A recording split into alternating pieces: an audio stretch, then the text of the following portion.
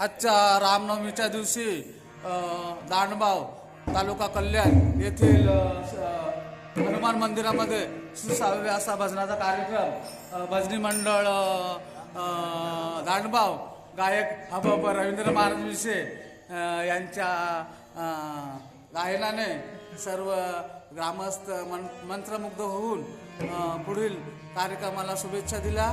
जय श्रीराम, जय Hanuman. Live हबप Ravindra Maharaj विषे दांडबाव तालुका कल्याण.